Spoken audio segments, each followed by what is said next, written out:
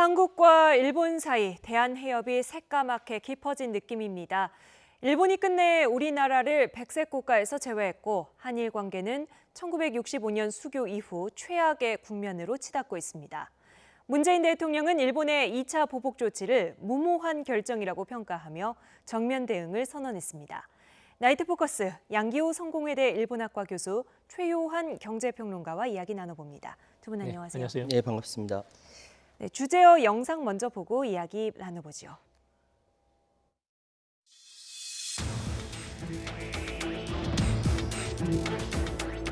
これによりまして韓国向け輸出などについて一般包括許可が適用できなくなるとともにキャッチオール規制の対象となります。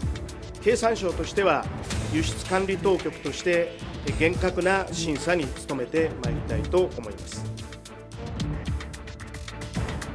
명백한 무역 보복입니다. 참으로 실망스럽고 안타깝습니다. 세계 경제에 큰 피해를 끼치는 이기적인 민폐 행위로 일본도 큰 피해를 감수해야 할 것입니다. 가해자인 일본이 오히려 상처를 해집는다면 국제사회의 양식이 결코 용인하지 않을 것이라는 점을 언젠가는 넘어야 할 산입니다. 하지만 우리는 다시는 일본에게 지지 않을 것입니다. 우리도 일본을 백색 국가에서 제외하여 수출 관리를 강화하는 절차를 밟아 나가겠습니다. And this in a very unilateral and arbitrary manner. We are gravely concerned by this decision, to say the least. I don't know what is the source of complaint by Foreign Minister Khan.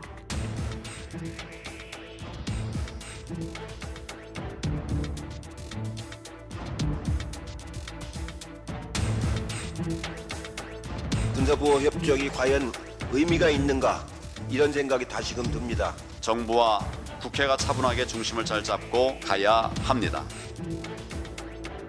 우리 경제에 미치는 파급 영향 엄중하다고 생각이 됩니다만 하향 조정한다든가 하는 것은 시기는 아니라고 저는 생각이 됩니다.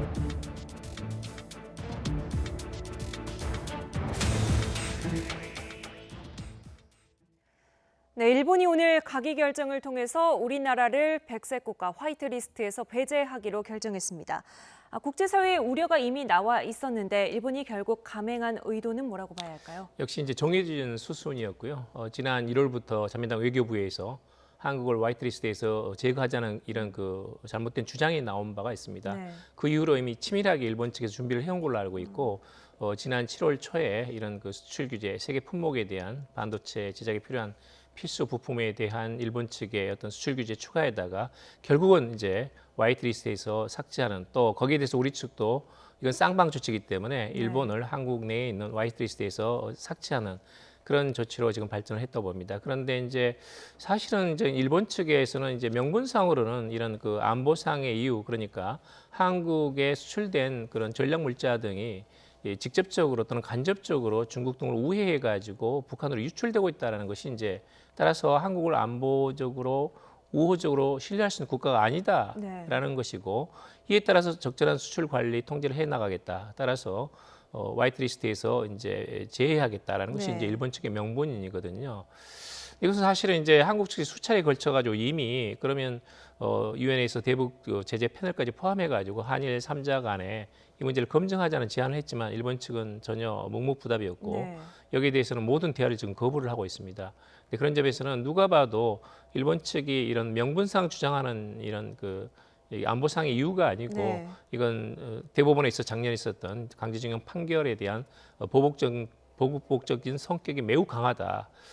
이런 점에서는 자유무역을 가장 말하자면 기치로 하면서 가장 큰 수혜를 받았던 일본의 어떤 지금의 어떤 처사라는 것은 매우 부당하고 하루빨리 철회돼야 될 걸로 알고 있습니다. 교수님 말씀은 굉장히 디테일하게 말씀하셨고요. 좀 크게 좀 말씀드리자면은 일본이 한국을 때려서 얻는 이익이 국제사회로부터 받아서 얻는 손해보다 훨씬 더 크다.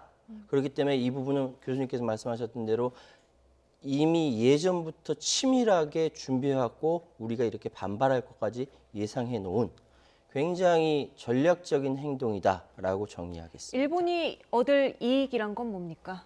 한반도가 지금 남북 간의 평화 무드가 이루어지고 그래서 남북 간의 서로 화해 협력으로 한반도가 안정화가 되면 일본은 소외될 수밖에 없습니다. 역사 이래로 한반도 내에 있는 정권이 부강해지고 안정화되면 항상 외부에 있는 소위 잠재적 적들은 찌그러들 수밖에 없었거든요. 고구려 시대가 그랬고 통일신라 시대가 그랬고 항상 그래 왔는데 예를 들어 조선 말기라든지 지금 분단 시기라든지 이럴 때는 중국, 러시아, 일본 특히 일본이 계속적으로 공격을 해온 거죠. 역사 이래로 그것이 그대로 증명이 되는 것이고 더 이상 한국의 한반도 평화를 원하지 않는 세력 특히 일본 군국주의자들을 꿈꾸는 세력들이 지금 이거를 획책하고 있는 것이죠. 네. 화이트리스트 배제 전후 무엇이 어떻게 달라지게 되는 건가요? 사실 이제 2004년부터 한일 양국이 공동으로 이제 상호간에 화이트리스트를 이제 추가했었거든요. 그런데 그렇게 되면 이제 3년에 한 번씩 이렇게 포괄적인 허가제도 그러니까 건별로 개별 이렇게 심사를 받지 않고 포괄적인 허가를 해주는 겁니다. 그러니까 수입을 받는 쪽이나 수출을 하는 쪽이나 이 물건을 수출해도 되는 건지 안 되는 건지 아니면 수출할 때 어떤 경제산업성의 허가를 받아야 되는 건지 우리 같으면 산업통상자원부의 허가를 받아야 되는 건지에 대해서 이건 걱정할 필요가 없는 거죠. 그냥 그 통상 과정으로서 수출하고 수입하고 하면 되는 겁니다. 근데 그렇게 되면 이제 수입하는 쪽도 마찬가지고 수출하는 쪽도 마찬가지고 양자 간의 신뢰관계가 만들어지고 그러면서 이제 어떤 반도체라든지 디스플레이를 생산하는 어떤 그 선순환적인 생태계가 만들어지거든요. 따라서 이제 어떤 기업을 하는 분들은 안정적으로 전념할 수 있는 겁니다. 그런데 지금처럼 이제 이걸 6개월 단위로 승인을 받아야 되고 개별 건건에 대해서 승인이 나오지 않으면 이것은 통과될 수가 없고 또는 통관 절차도 복잡해지고 장기화되고 지금 이제 일본 측이 7월 초부터 지금 수출 규제를 세계 품목에 대해서 하고 있지 않습니까? 지금 그 뒤로 한 달이 지났는데 단 하나의 물건도 지금 들어오지가 않았습니다. 근데 그럴 경우에는 이제 이런 생산하는 그런 업체 측에서는 굉장히 부담을 느낄 수밖에 없고 안정적인 생산 공정의 어떤 운영 자체가 불가능해지는 겁니다. 그런 점에서는 상당히 큰 부담을 안을 수밖에 없는 조치가 아닐 수 없습니다. 네, 이 일본 경제산업상 캐치올 규제라는 말을 하던데 그게 바로 교수님이 설명해 주신 그 내용인가요? 그래서 한 건도 들어오지 않는 겁니다. 그러니까 캐치올의 말 그대로 캐치 잡는다 올 모든 것을 그러니까 쉽게 말씀드려 지금 전략적인 물자에 대해서 통제하는 것뿐만 아니라 수출 금지 품목이 아니라 하더라도 이것이 만약에 대량 살상 무기의 그 개발에 이용될 수 있다라고 판단이 된다면 캐치 올 모두 다 잡는다라는 것이죠. 그런 차원에서 본다면은 지금 식품과 목재를 뺀 일반적으로는요. 식품과 목재를 뺀 거의 모든 품목은 여기 코에 걸면 코걸이고 귀에 걸면 귀걸이기 때문에 다 영향을 받는다는 것이죠. 네, 이와 같은 내용을 일본은 국제사회의 우려에도 아랑곳 없이 가기 시작한 지 10분 만에 처리를 했다고 합니다. 공식적으로는 어떻게 발표했는지 들어보겠습니다. 本日の閣議におきまして輸出貿易管理令の改正が決定をされました。7月1日に発表しておりました通り、別表第3の国からアジアで唯一の該当国でありました韓国が除外されることになります。この後7日に公布し、28日に施行をされます。これによりまして、韓国向け輸出などについて、一般包括許可が適用できなくなるとともに、キャッチオール規制の対象となります。経産省としては、輸出管理当局として、厳格な審査に努めてまいりたいと思います。なお、輸出管理内部 일본에서는 지금 자국 기업에는 피해가 없을 것이다 이렇게 강조를 하고 있는데 실제 우리 기업에만 피해가 가는 걸까요? 거짓말입니다. 왜 거짓말이냐면 지금의 전 세계 경제라는 것은 어느 한 나라가 생산해서 그거를 판매해서 혼자 다 이득을 얻을 수 있는 구조가 아니에요. 그래서 글로벌 경제입니다. 글로벌 경제의 개념이라는 건 전 세계가 경제적으로 다 얽혀 있어요. 어느 한 군데에서 구멍이 나면 다른 데서 피해를 볼 수밖에 없는 것이 글로벌 경제고 네. 그렇기 때문에 지금 이야기는 일본 경제산업상이 저렇게 이야기하는 것은 우리 일본 내부에는 뭐 피해가 없을 것이다라 얘기하지만 아베 수상이 저번에 3개 품목 얘기하면서 핀셋 포인트 규제라고 했었거든요. 핀셋을 뽑아내듯이 규제를 한다라고 이야기했었는데 사실 그게 아니에요. 네. 계속적으로 다른 일본의 제조업이 계속 영향을 미치고 더 커져서 미국 애플이라든지 커다란 이 IT 기업에도 영향을 미치게 되거든요. 그러면 지금 이야기하는 것은 일본의 정신승리 이야기밖에 안 된다는 것이죠. 상식적으로 생각을 해보면요. 그럼요. 우리가 수출을 늘리려고 하지 않습니까? 예. 물건을 팔아서 돈을 벌어야 필요한 걸 사올 수 있잖아요. 예. 근데 일본이 지금 팔지 않겠다라고 하는 것은 일본에게 불리한 이야기인 것 같은데. 그러니까 한국에게만 지금까지 마치 이야기하는 특혜를 준 것 같다. 그걸 처리한다라고 이야기하는 것이고 그리고 물건을 안 판다는 건 아니에요. 이 물건을 파는 제도를 자기 마음대로 주물럭 하겠다라는 것이 화이트리스트에 제외한다라는 의미거든요. 네. 근데 이 얘기는 거꾸로 얘기하면 어떻게 되냐면은 한국에 대해서 지금까지 우호적인 관계를 했지만 이제는 경쟁자 또는 적국으로 대하겠다는 그런 상징성이 있는 것이고 그걸 가기를 통해서 공식적으로 발표를 한 겁니다. 굉장히 큰 문제가 있는 것이죠. 네.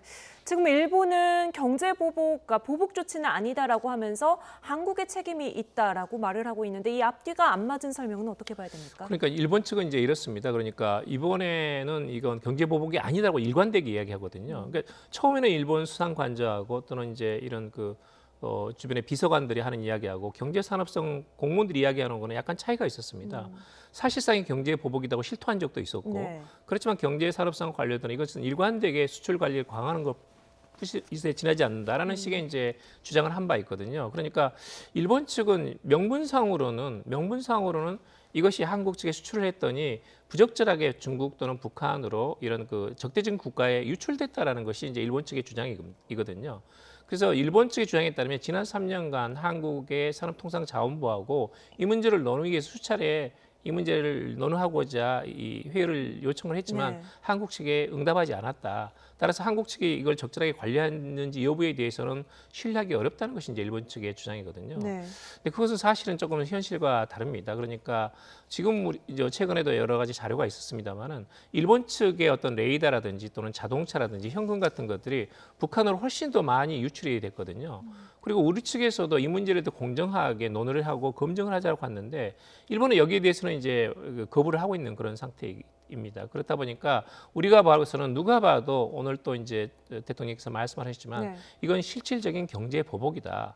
일본 측은 경제 보복이란 말은 꺼리기 때문에 수출 관리 통제 심사 엄격화라는 용어를 쓰고 있지만 일본인들도 대부분 일본 언론은 말할 것도 없고 이건 누가 봐도 삼척동자가 봐도 이것은 네. 경제 보복이라는 것은 알고 있습니다. 그걸 주장하는 공무원들하고 그냥 일본의 일부 언론하고 그다음에 예. 아베 수상이 거기에 매달리고 있을 뿐이지 이것이 경제 보복이 아니라고 생각하는 사람은 저는 일본인이나 한국인이나 아마 없을 거다 이렇게 보고 있습니다. 네, 일본이 경제 보복 조치를 여기서 더 나아가서 추가로 할 거라는 우려도 나오는데요. 예. 실제 포착되는 움직임들이 있는지요? 경향성을 봐서 지금 여기에서 끝날 것 같지는 않아요. 지금 보니까 세 가지 품목에 대해서 규제 조치하고 2차 리스트를 이렇게 화이트 리스트를 제외한다라고 한다면 지금 그림에 보시다시피 조선업 WTO 분쟁 조치를 본격화한다든지 농수산품이라든지 이런 여러 가지 특히 일본계 자금들 이거 만기되는 거 바로 회수한다라든지 네. 그러니까 일본이 경제적으로 한국이 타격받을 수 있을 만한 것들은 다 끄집어낼 것 같아요. 그게 1차, 2차, 3차로 점점 수위를 높여갔는데 이 일본 사람들이 이렇게 생각하면 한국이 항복을 하겠지 생각하겠죠. 근데 그렇지 않은 것이 이것이 도리어 뒤에 말씀드릴 기회가 있으면 좋겠는데 도리어 일본한테 부메랑이 될 가능성이 큽니다. 같이 거래하던 한국 네. 기업이 만약에 망한다. 그러면 자기들 어떻게 할 거예요? 이 부분은 현명하지 않은 처사라는 것은 분명합니다. 네, 그럼 우리 정부는 잘 준비가 되어 있는지 보겠습니다. 일본 가기 결정 이후 문재인 대통령은 오후 2시에 임시 국무회의를 소집했습니다. 모두 발언이 생중계로 전해졌는데요. 문 대통령의 메시지 들어보시죠. 상황을 악화시켜온 책임이 일본 정부에 있는 것이 명확해진 이상 앞으로 벌어질 사태의 책임도 전적으로 일본 정부에 있다는 점을 분명히 경고합니다. 무슨 이유로 변명하든 일본 정부의 이번 조치는 우리 대법원의 강제징용 판결에 대한 명백한 무역 보복입니다. 우리가 더욱 심각하게 받아들이는 것은 일본 정부의 조치가 우리 경제를 공격하고 우리 경제의 미래 성장을 가로막아 타격을 가하겠다는 분명한 의도를 가지고 있다는 사실입니다. 우리 역시 맞대응할 수 있는 방안들을 가지고 있습니다. 가해자인 일본이 적반하장으로 오히려 큰소리 치는 상황을 결코 좌시하지 않겠습니다.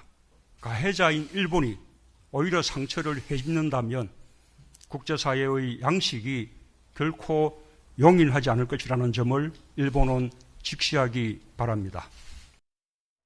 네, 국무회의 모두 발언이 생중계된 것은 문재인 대통령 취임 이후에 처음이었습니다.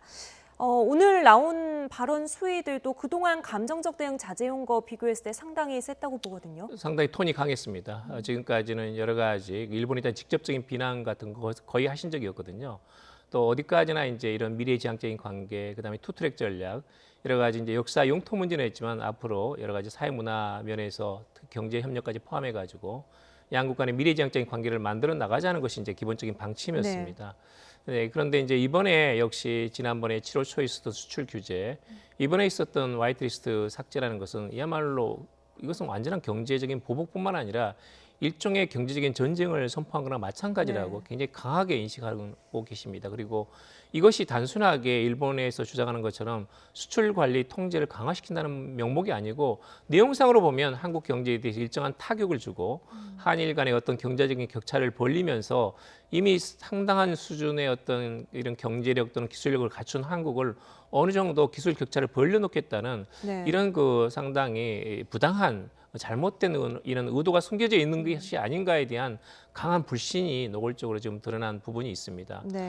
이런 점에서는 이제 한일 간의 이런 신뢰 회복 자체가 상당히 저는 쉽지 않게 되었다는 점에서 상당히 유감스러운 그런 생각이 많이 들고요.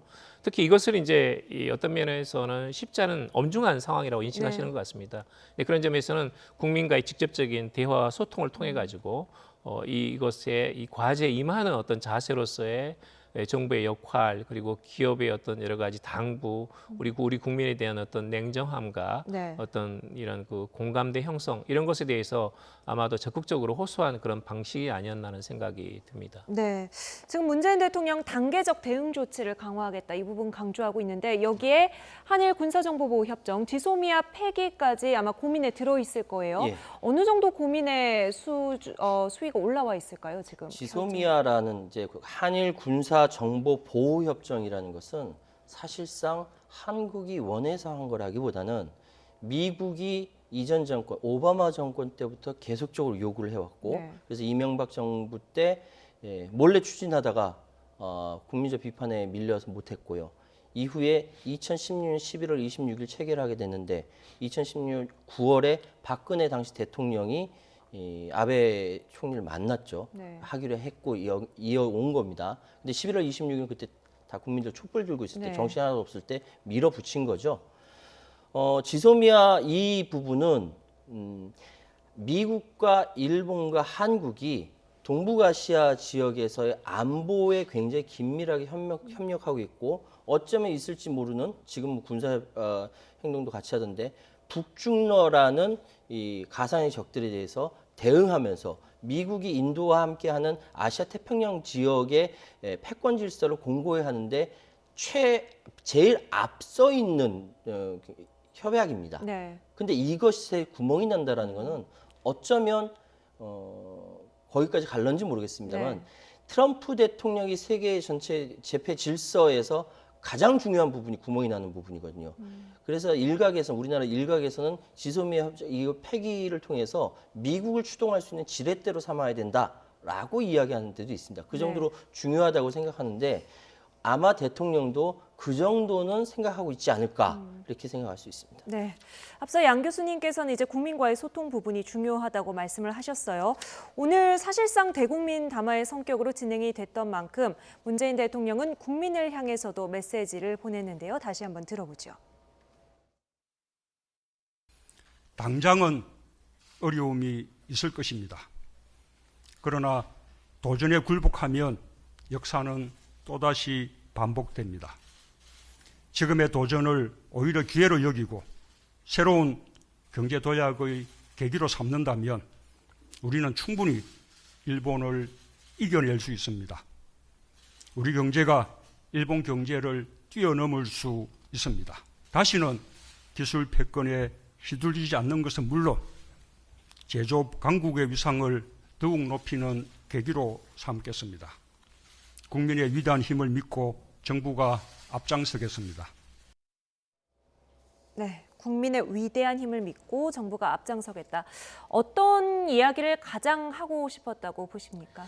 저는 이제 하나는 이 대통령께서 상당히 자신감, 우리 경제가 예전처럼 어떤 한국과 일본 간의 이런 경제 격차가 큰 이런 그 수직적인 관계가 아니고 한국 경제도 많이 기술력도 많이 성장했고 그런 점에서는 수평적인 관계로 갈 수 있고 그래서 어떤 면에서는 우리 내부 개혁도 해야 된다는 것에 저는 방점이 있었다고 봅니다. 그러니까 이제 한국의 대기업과 일본의 중소기업 간의 어떤 이런 생산 체인 자체가 있었는데 일본 측이 만약에 여기에 대해서 파괴하고자 한다면 그것은 우리가 수입선 다변화 또는 이제 국내에서 여러 가지 부품의 국산화 과정 등을 통해 가지고 이것을 극복할 수가 있다는 겁니다. 그러니까 지금은 너무나 지나치게 사실 우리나라 한국 경제를 봐도 이 정상적인 구도라고는 할 수는 없습니다. 지나치게 대기업이 주도하는 어떤 경제 구도이고 또 거기서 이제 중소기업과 대기업 간의 어떤 상생 구도 또는 생태계 자체가 굉장히 약한 것은 사실이거든요.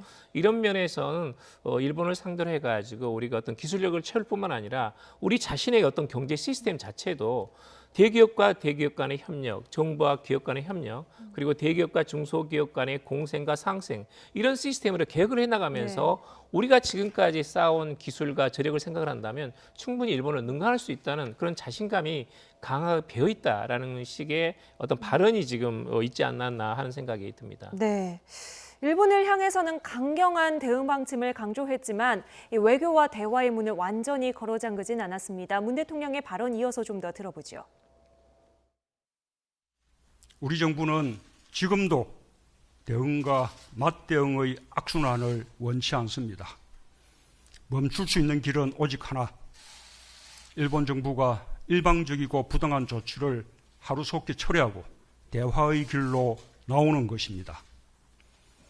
한국과 일본 양국 간에는 불행한 과거사로 인한 깊은 상처가 있습니다. 하지만 양국은 오랫동안 그 상처를 꿰매고 약을 바르고 붕대를 감으며 상처를 치유하려 노력해 왔습니다. 네, 외교적 해결의 끈은 계속 쥐고 있겠다는 뜻인데요. 지금 일본의 이 개정안 발효되는 시점이 아직 3주 정도 남아있기 때문에 협상 여지가 아직 남아있다 이런 시각도 있거든요. 한일 간의 모든 역사적 상황은 언제 하루아침에 급변할 수가 있거든요. 그리고 외교라는 것은 지금 우리가 이렇게 점잖게 얘기하지만 물밑에서 끊임없이 대화하고 끊임없이 투쟁하고 끊임없이 교류를 하게 될 수밖에 없는 상황에서 지금 강경하게 이야기를 했지만 원래 이렇게 여지, 퇴로를 남겨놓는 것이 외교예요. 그래서 대통령께서 이야기하셨던 불행한 과거사로 있는 깊은 상처가 있는데 우리는 그동안 계속 상처를 치유해왔다. 우리는 그렇게 가는 것이 올바르다라고 도덕적 우위의 측면에서 이야기한 것이고 이것이 외교 올바른 길이라는 생각 듭니다. 네. 그렇다면 우리 정부 구체적으로 국내적으로는 어떤 좀 대응 방침들을 세우고 있는지 보겠습니다. 오후 4시에 이 방침이 발표가 됐는데요. 홍남기 경제부총리의 목소리로 들어보시죠. 관련이 적은 품목들 그리고 소량 사용 또는 대체 수입 등으로 배제의 영향이 크지 않은 특정 품목들을 제외하면 총 159개 품목이 영향을 받을 수 있을 것으로 보여집니다. 이 159개 전 품목을 관리 품목으로 지정 대응해 나가되 특히 대일 의존도, 파급 효과, 국내외 대체 가능성 등을 기준으로 보다 세분화하여 맞춤형으로 밀착 대응해 나가고자 합니다. 우리도 일본을 백색 국가에서 제외하여 수출 관리를 강화하는 절차를 밟아 나가겠습니다. 또한 국민들의 안전과 관련된 사항은 관광, 식품, 폐기물 등의 분야부터 안전 조치를 강화해 나갈 계획입니다. 네, 일단 일본의 추가 보복 조치 이후에 가장 타격이 클 것으로 예상되는 품목들, 지금 홍남기 부총리는 159개를 짚었는데요. 네. 어떤 것들입니까? 원래 이야기하는 것은 이제 화이트리스트에서 제외하게 되면 1,100개가 넘는 1,194개인가 그렇게 되는 것이 영향이 있을 것이라고 얘기하지만 더 깊이 들어가 보면 159개 네. 공작기계라든지 금속 공작기계 이런 그러니까 탄소섬유 이 부분 전통적으로 일본에서 제조업 부분에서 굉장히 강한 부분이에요. 네. 밀링, 커터 뭐 이런 부분 또는 기능성 필름 절책제라든지 그래서 우리에게 90% 이상의 의존도가 되는 것이 또 49개 품목이라고 48개 품목을 따로 이야기했는데 지금 이렇게 159개라고 명확하게 찝은 것은 네. 우리가 여기에 대해서 대비를 할 수 있다라는 다른 표현이고요. 그렇기 때문에 이 부분에 대해서는 어느 정도 대책이 좀 마련돼 있지 않을까라는 생각도 드네요. 네, 우리도 일본을 백색 국가에서 제외하겠다 이렇게 밝혔습니다. 우리나라에도 화이트리스트가 있다는 거죠. 네, 어떤 나라든 이제 주요 선진국은 화이트리스트가 있습니다. 그러니까 전략 물자 통제 시스템인데 왜 이게 만들어졌냐면 이제 냉전되는 코콤이라는 게 있어가지고 자본주의 진영에서 이 공산권으로 이 전략 물자가 유출되는 것에 대한 통제 시스템이 있었거든요. 근데 이제 그게 냉전이 끝나고 이런 말하자면 냉전 이후 세계로 바뀌었지만 네. 이전에 있었던 시스템이 그대로 다시 이제 유지가 되어 온 겁니다. 그러니까 냉전은 끝났지만 테러라든지 핵과 미사일 네. 제조라든지 이런 것들은 인류 공통의 위협으로 남아 있는 것이고 예. 이것을 어떻게 주요 선진국이 통제할 것인가, 특히 기술이라든지 어떤 자본주의를 가진 국가가 이런 테러를 지향하는 또는 핵과 미사일을 만드는 국가 또는 군사 전용으로 도용될 수 있는 거기에 대해서 어떻게 이것을 방지하는 장치를 만들어낼 수 있는 것인가에 대해서는 4개의 어떤 장치가 있거든요. 네. 바세나르 협약이라든지 이런 시스템이 다 있습니다. 우리도 29개의 나라의 화이트리스트를 가지고 있고 일본도 마찬가지로 27개를 가지고 있거든요. 네. 그럼 미국이나 영국이나 다 마찬가지입니다. 예. 근데 그 중에 이제 일본이 여기에 들어있고 우리도 이제 2004년부터 포함됐습니다만은 당시 이제 2002년에 한일 간에 공동 월드컵을 할 정도로 양국 관계가 우호적이었거든요. 그러다 보니까 이제 양국 관계를 훨씬 더 발전시켜 나가자는 것하고 우리가 이제 산업이 고도화하는 그런 과정에 있었기 때문에 쌍방간의 호혜적인 상태로 해서 이제 도입을 한 거죠. 네. 근데 그것은 이제 일본이 이건 이제 삭제를 했기 때문에 우리도 이건 쌍방 조치이기 때문에 당연히 삭제를 하는 겁니다. 그렇게 될 경우에 일본이 타격을 입게 될 품목이라든지 일본이 체감할 수 있는 어떤 압박이 있는 건가요? 저는 그것은 이제 크지 않다고 봅니다. 그러니까 지금의 사실은 이제 한국의 어떤 생산 구도라는 것은 예를 들면 1단계에서 8단계까지 있다고 한다면 1, 2, 3, 4단계는 상당히 이제 일본의 주요 부품 또는 반도체 장비, 공작기계 등이 들어오면서 대기업에서 그것을 반도체나 디스플레이를 생산하는 그런 구도로 되어 있거든요. 네. 그런 점에서는 우리가 이제 그 어떤 그 화이트리스트에서 일본을 삭제해가지고 타격을 일본 측이 받는 것보다는 일본 측이 삭제해가지고 우리가 받아야 되는 어떤 리스크가 굉장히 큽니다. 네. 그런 점에서는 약간 비대칭성이 분명히 이제 존재를 하거든요.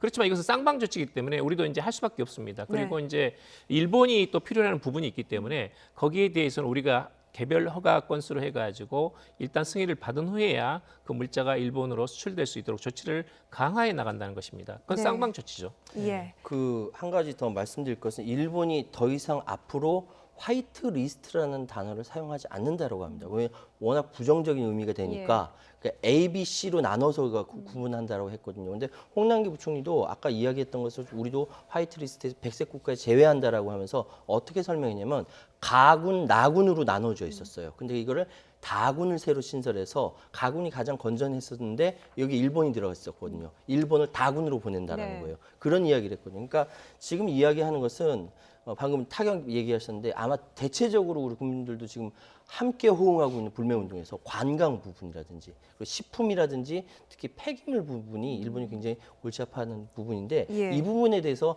심사를 강화하겠다라고 이야기를 하고 있습니다. 네. 그렇다면 국내적으로는 어떻습니까? 당장 기업 피해가 지금 가장 급한 발등의 불인데 이 네. 부분을 좀 줄이기 위한 대책들은 어떤 게 나와 있나요? 사실 우리의 대책이라고 한다면은 이미 지난번 그 세 가지 포인트로 꼭 집었던 불화수소를 비롯한 세 가지 품목이 나왔을 때부터 네. 계속 이야기가 나오는 것이고 이건 정부 이야기뿐만 아니라 민간에서는 더 발빠르게 대응을 하고 있는 것이거든요. 예. 그래서 사실 예전에 맨 처음 이렇게 일본에서 세 가지 그 반도체라든지 이런 그 소재 규제가 나왔을 때 깜짝 놀랐어요. 당장이라도 반도체 회사 문 닫는 줄 알았는데 알고 보니까 유수의 그 연구소라든지 이런 데서 얘기할 때 헛웃음을 치는 것이 헛웃음이 나오는 것이 우리도 할 수 있다.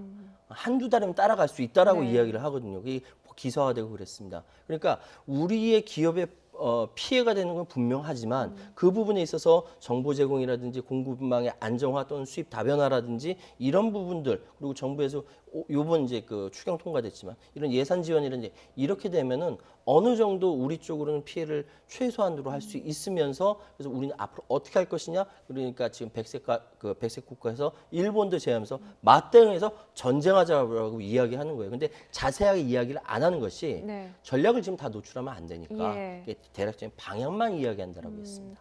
지금 걱정이 되는 부분은 대기업 같은 경우에는 준비도 되어 있고 어느 정도 좀 자원이 있을 것 같아요.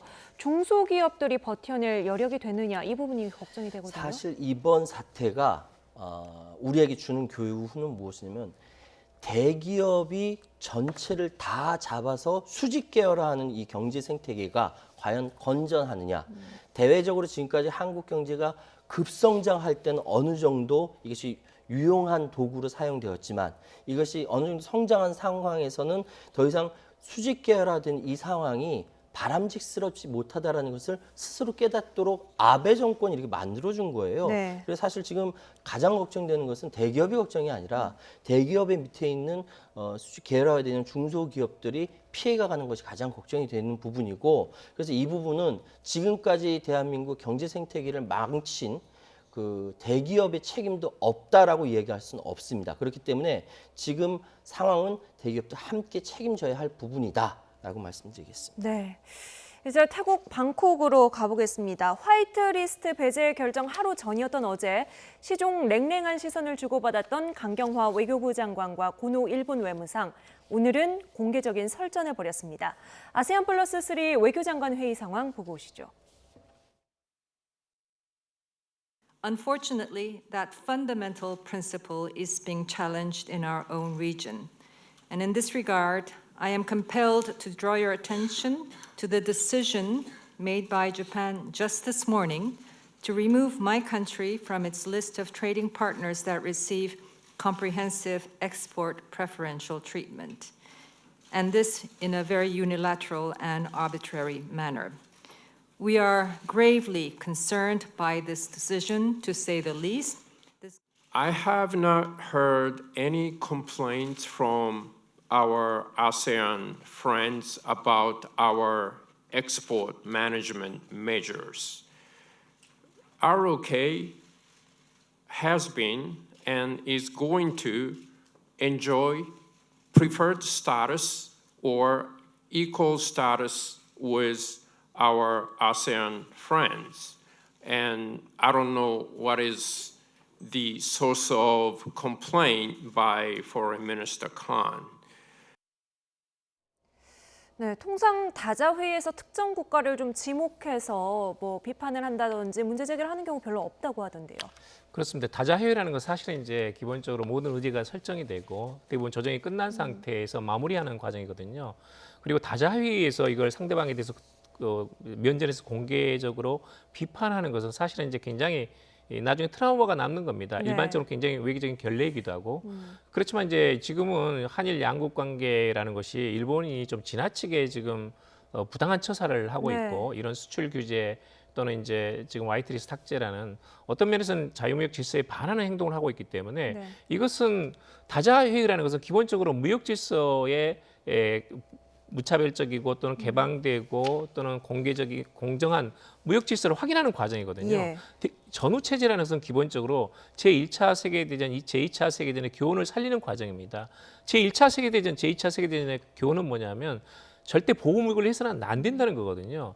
보호무역을 하려는 결과 강대국 간의 전쟁이 일어나고 그것이 네. 엄청난 세계 대전으로 비화했다는 것이기 때문에 이것은 이제 한일 양국과의 역사적인 갈등뿐만 아니라 그것이 있다 할지라도 이것을 다시 한번 이런 통상 무역 관계로서 치환시켜 가지고 네. 한국을 압박하는 것은 정당하지 못하다. 이것은 이제 양국 관계를 떠나 가지고 국제적인 규범으로서의 자유무역 체제가 있기 때문에 네. 거기에 대해서 일본이 여기에 대해서 거기에 그 말하자면 반대되는 어떤 그런 그 조사를 하는 것은 부당하다는 것을 우리 측에서 강력하게 주장한 것으로 그렇게 볼 수 있습니다. 네, 고노 외무상은 다른 나라는 불만을 제기하지 않았다 이렇게 네. 얘기했는데 회의 비공개로 바뀌고 나서 불만들이 계속 제기가 됐다고요. 사실은 난리가 났었습니다. 그러니까 외교석상에서 이렇게 치열하게 이야기 나오는 것은 처음 봤고요. 특히 그 말이 꼬인 거예요. 네. 고노 외상이. 왜냐하면은 지금 싱가포르의 외교장관이 원래 준비된 원고가 있었는데 그걸 덮었어요. 덮고 솔직하게 얘기해보자. 나는 지금 화이트리스트라는 것이 우리가 제외된 그 한국이 제외됐다는 얘기를 듣고 우리는 거기에 포함도 되지 않았다는 걸 처음 알았다. 원래 포함돼 있는 줄 알았는데 네, 포함도 돼 있지 않다는 걸 이제 알았다라고 이야기를 했어요. 그러면서 이런 말도 안 되는 처사가 어딨냐. 화이트리스트를 지금 줄이는 것이 아니라 아예 전체 호혜적으로 늘려야 한다라고 이야기를 했고요. 또 왕이 중국 외교담당 국무위원이 지금 아세아 플러스 3 한중일 해서 같이 네. 여기는 원 패밀리 하나의 또 다른 가족인데 네. 우리끼리 이렇게 해서는 되겠느냐라고 이야기를 한 겁니다. 그러니까 지난번에 WTO 일반 회의에서 김승호 실장이 손들고 의장에게 1대1로 서로 대화하게 해주십시오 할 때 일본 계속 도망갔거든요. 네. 얘기 안 하고. 그때 일본이 사실 국제적인 망신을 당한 건데 이번에도 마찬가지로 고노 외상이 아예 전체적으로 망신을 당한 거예요. 말이 꼬이고 스텝이 꼬이는 바람에. 네. 사실 일본의 경제력이 무서워서 말 못했던 부분들이 오늘 시원하게 뒤집어진 거죠. 네, 지금 일본은 아니라고 부정을 하고 있지만 화이트리스트 제외 조치는 분명히 강제징용 배상 판결에 따른 보복에서 나왔다는 것이 명확합니다. 이 문제 그렇다면 이제부터는 어떻게 풀어가야 할까요? 정치권에서 나온 제안 그리고 우리 정부의 입장까지 들어보겠습니다. 제3의 공격을 준비하고 있다는 얘기도 들려옵니다. 이런 상황을 맞이해서 과연 우리가 군사정보 교류를 유지해야 할지 저는 회의적인 생각이 듭니다. 화이트리스트 개정안 시행까지 약 3주의 기간이 있습니다. 그러므로 외교적 해법을 끝까지 포기해서는 안 될 것입니다. 한국 내 일본 자산을 현금화하는 즉시 보복을 가하겠다. 이걸 공언해 오지 않았습니까? 그렇습니다. 자, 그러면 아직 현금화가 이루어지진 않았죠. 그렇습니다.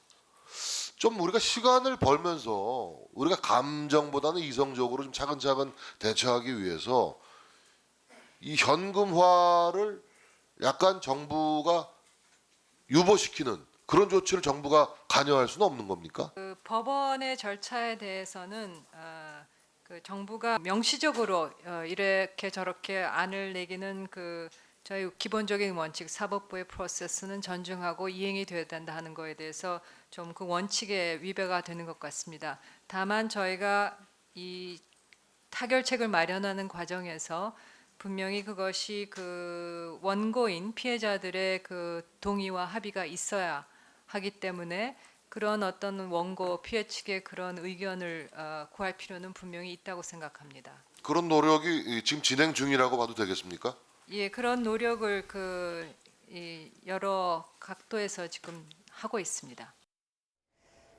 네, 일단 정진석 의원의 발언은 일본 전범 기업의 압류자산 현금화 절차를 잠깐 좀 묶어놓자 이런 이야기인데요. 이게 해결책이 있다고 보시는지요? 지금 당장은 그걸 걱정할 필요는 없습니다. 왜냐하면 원래는 이제 지난달에 이게 현금화가 이루어질 과정에 있었는데 네. 예정이었었는데 포항 지원에서 이것을 이제 신문하는 구체적으로 조사하는 과정이 추가가 됐거든요. 네. 그래서 아무리 빨라야 내년 1월 또는 2월입니다. 그렇기 네. 때문에 저는 자주 말씀을 드리는데 이건 일본 기업에 대한 아무런 실질적인 손해가 발생하지 않았는데 네. 왜 도대체가 일본이 이렇게 선제 공격을 하는 건지에 대해서 이해할 수 없고 네. 한국에서 이미 6월 19일 날 한일 양국 기업의 자발적 모금을 통해서 피해자들한테 보상해 예. 나가자라는 제안을 했습니다. 이걸 토대로 해가지고 한일 양국이 이렇게 구체화시켜 나가고 일본 측에도 말이죠 양보를 받아내고 우리도 양보할 건 양보하고 해서 네. 어떤 좋은 해법을 찾아나가면 되는데 일본이 그런 어떤 로드맵 자체를 일반적으로 거절해버린 거죠. 네. 그걸 끝장을 내버린 겁니다. 그러면서 지금 이런 그 또 다른 수출 규제에다가 화이트리스트 탁제를 하고 있기 때문에 그것을 이제 수용하기는 굉장히 어렵다는 게 이제 우리 측의 입장이거든요. 네. 그런데 사실 아까 이제 장관님께서도 말씀하셨지만 기본적으로 이건 민사소송입니다. 예. 일본 전범 기업하고 피해자 간의 문제이기 때문에 정부가 개입해가지고 이 문제를 해결할 수는 없습니다. 예를 들면 어떤 기업이나 정부에서 기금을 만들어가지고 피해자들에게 이 돈을 받으십시오. 일본 기업들의 이 현금화 자산을 절대 매각하지 말아주십시오. 이렇게 부탁할 수는 없습니다. 예. 그것은 이제 어떤 기금화를 만들어가지고 양자 간의 대화를 통해가지고 이런 피해자들이 이 만들어진 기금, 그건 한국 정부나 또는 기업이나 일본 측의 기업이 돈이 들어와서 만들어진다면 그걸 받는 걸로 해가지고 문제를 해결해 나가는 어떤 수순으로 볼 수는 있지만 네. 어떤 기금을 만들어가지고 피해자에게 일본 기업의 현금화는 한일 관계를 크게 악화시키는 네. 더 이상 돌이키기 어려운 상황으로 가기 때문에 그걸 이해하시고 이 돈은 받지 마십시오. 이 돈을 현금화하지 마십시오라는 부탁은 그것은 대법원의 판결을 위배하는 상황이 되는 겁니다. 네. 그건 할 수 없다는 게 한국 정부 입장이거든요. 네. 앞서 제가 평론가님 말씀 들었을 때는 예. 지금 일본 정부의 이번 조치가 단순히 강제징용 배상 판결만을 염두에 둔 것은 아니라고 생각을 하시는 것 맞습니다. 같았어요. 그렇다면 지금 상황의 해결책을 좀 어디서 모색해야 된다고 보시는지요? 지금은 맨 처음 시작은 돈 배상의 문제에서 경제 문제로 확대됐다가 지금 각 양국의 국민 자존심 문제까지 갔거든요. 근데 이 근저에는 어디 갔냐면은 우리가 맨 처음 참의원 선거 때 평화 헌법 개헌해서 네. 자위대를 일본 군으로 바꾸려는 전략까지 우리가 읽었지 않습니까? 이거는 길게 봐서 작게는 이렇게 이야기하지만 길게 봐서 일본이 동북아시아 패권 맹주로 떠오르겠다는 또 다른 그게 미국과 손바닥 부딪혀서 떠오르겠다는 또 다른 작전이기 때문에 네. 이 부분은 하나하나 끊어낼 필요가 있다고 생각하고요. 그래서 사실 돈 배상 문제라든지 아니면 지금 경제 문제라든지 이것이 쭉 일관된 전체 크기로 이렇게 이어져 내려오고 있지만 네. 전 분명히 아베의 폭주가 전 세계적인 차원에서 비난을 받을 만하고 일본 국가 내에서도 비판받을 소지가 굉장히 크다라고 생각을 해요. 그렇기 때문에 일본 내에 있는 양심적인 지식인들, 시민들과 함께 연대해서 그 일본의 비정상적인 정치 체제와 아베 정권의 폭주를 막을 수 있는 다른 방향으로 좀 이렇게 방향을 바꿔야 되지 않을까 그렇게 생각합니다. 일본 공국주의의 어떻게 보면 21세기형 부활이다. 좀 맞습니다. 이렇게 읽고 계시는 것 같아요. 네, 알겠습니다. 나이트 포커스 일단 두 분 이야기 오늘은 여기까지 듣도록 하겠습니다. 지금까지 양기호 성공회대 일본학과 교수 최요한 경제평론가였습니다. 두 분 말씀 감사합니다. 감사합니다. 감사합니다.